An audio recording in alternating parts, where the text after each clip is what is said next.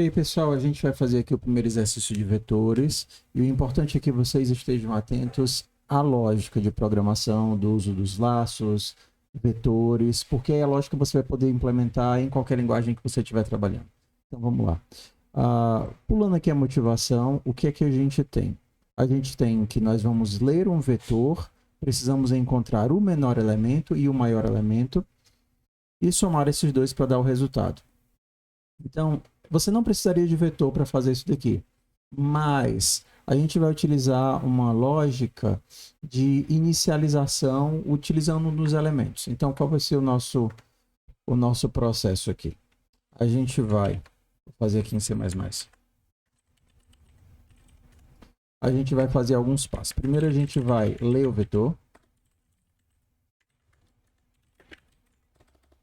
Eu primeiro vou fazer tudo na main e depois eu vou utilizar funções. Então, a gente vai primeiro ter que ler o nosso vetor. Para isso, você precisa criar o vetor. Teu vetor tem 5 elementos e você já sabe disso desde o começo, beleza. Agora, você precisa preencher todos os elementos do teu vetor. Você pode fazer um laço normal.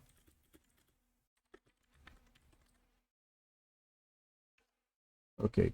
Então, preenchidos os elementos, você precisa fazer a busca do maior elemento e do menor elemento. Então, se você soubesse os limites, até quanto vai os elementos que estão no teu vetor, você poderia fazer adaptações. Por exemplo, se você sabe que os elementos do teu vetor vão de 0 a 100, então você poderia inicializar o maior com -1. Porque você sabe que qualquer elemento do teu vetor, já que ele vai de 0 a 100, vai ser maior do que essa variável maior encontrada aqui. A mesma coisa o menor.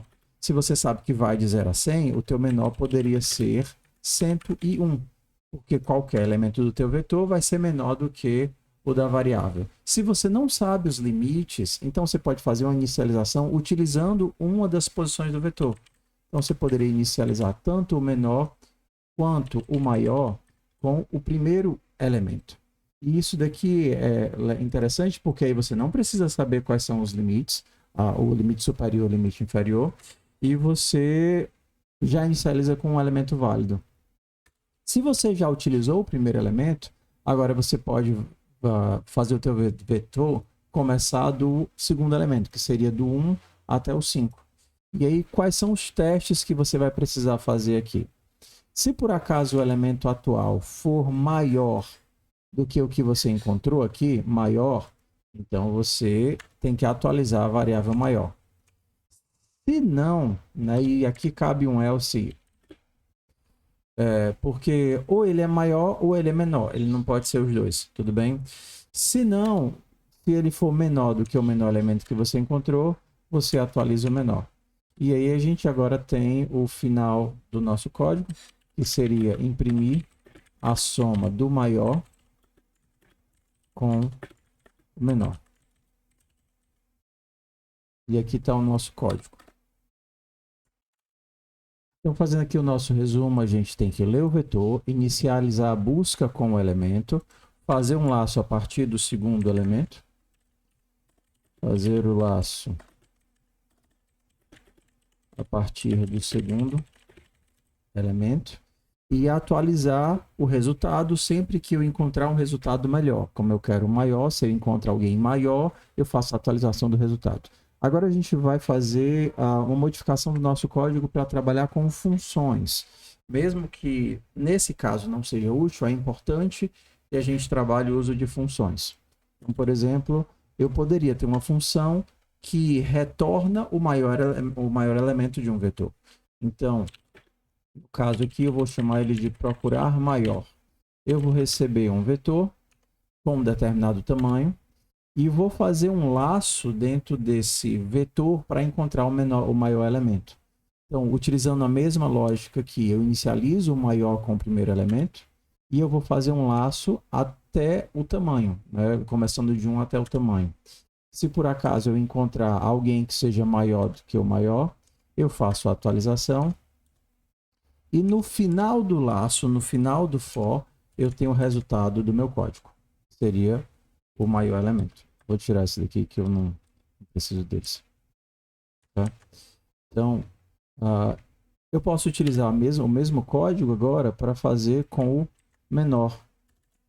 Então, se eu quisesse o menor elemento, eu faria a mesma coisa, só que utilizando o menor. Se o elemento for menor do que o menor, então eu tenho o menor. Então, o que é importante quando você trabalha com funções? Pensar em parâmetros de entrada e parâmetros de saída. Aqui no C, C++, Java, você tem que definir com clareza o que é que você está recebendo na entrada e o que é que você está devolvendo na saída. Se você tivesse lá com Python ou com JavaScript, que você pode ter saídas de múltiplos tipos, você escreveria algo apenas como, por exemplo, em Python você teria um def procurar maior que recebe um vetor. O tamanho você obtém a partir do vetor com o length de vet. Se você tivesse em JavaScript, você teria um function procurar maior que recebe um vetor, e aí você tem o tamanho do vetor utilizando vet.length. Mas o resto do algoritmo é todo igual: inicialização, laço, atualização do resultado e retorno do resultado. O código é exatamente igual. Como é que fica aqui no caso a nossa atualização? Já que eu já sei a lógica para conseguir o maior e o menor, eu poderia utilizar diretamente aqui. O meu maior seria procurar maior, passando o vetor de tamanho 5. E o meu menor seria procurar menor, passando o vet de tamanho 5. Observe que eu estou criando aqui, usando boas práticas, né? Criando uma variável por linha, criando apenas quando eu preciso da variável, não estou criando aqui todas as variáveis, vet maior, menor e tal. Então, sempre cria quando você precisa, sempre inicializa as suas variáveis, ao invés de deixar sem inicialização. E aí, pronto, você já tem o resultado aqui do maior com o menor. Vamos testar. Ok, passei em todos os testes.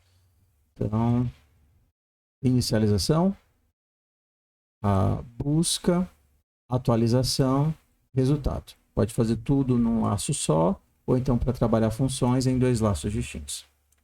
Em duas funções distintas, perdão.